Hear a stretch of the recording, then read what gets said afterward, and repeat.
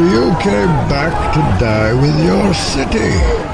The city of Gotham, Bane, is not a single entity to be claimed, owned, or even possessively referred to as one's own in the manner you suggest. Gotham is a vast and complex tapestry woven from countless privately owned properties, the majority of which, as it happens, are held by individuals and entities entirely unrelated to my own interest or financial ventures. Indeed, while it is true that I maintain a more significant portfolio of real estate than the median citizen, this fact alone does not grant me the proprietorship of the entire city, nor does it imbue me with any legitimate claim to refer to Gotham as my city. To assert such a claim, as you have suggested, would not only be disingenuous, but also categorically erroneous, a flagrant affront to the principles of logic and reason. This assertion would be akin to the logical fallacy known as a non sequitur, a conclusion that fails to follow logically from the premise upon which it is purportedly based. In this context, such a conclusion could not be sustained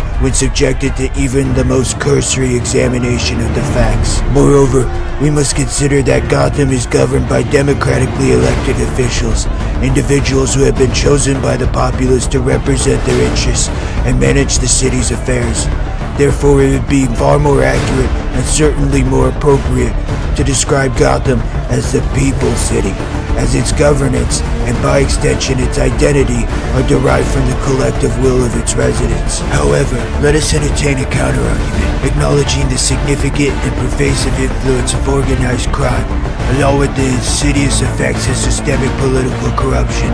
One might contend that the democratic process in Gotham has been severely compromised, perhaps to the point of being entirely undermined. If this were indeed the case, the city might more fittingly be described as the mob city, owing to the control exerted by criminal enterprises over its political and economic institutions. Now turning to the latter portion of your rather presumptuous declaration, it should be manifestly obvious to any rational observer that I did, in fact, not come back to die, either in the general sense or more specifically in the context of some misguided martyr-like sacrifice for the city. On the contrary, I have taken decisive measures to prevent the detonation of the highly unstable thermonuclear device you have so recklessly wielded as a tool of terror.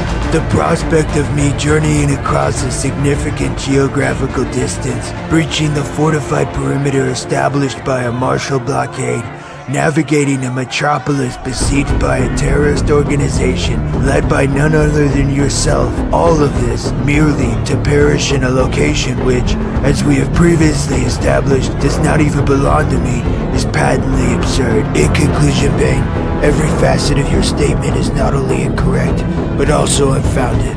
Even when we generously entertain hypothetical scenarios more favorable to your argument than those upon which it was initially constructed, the assumptions underpinning your declaration are entirely without merit, devoid of any logical or factual basis. In summation, no, I have not returned to die for this city. I came back to stop you.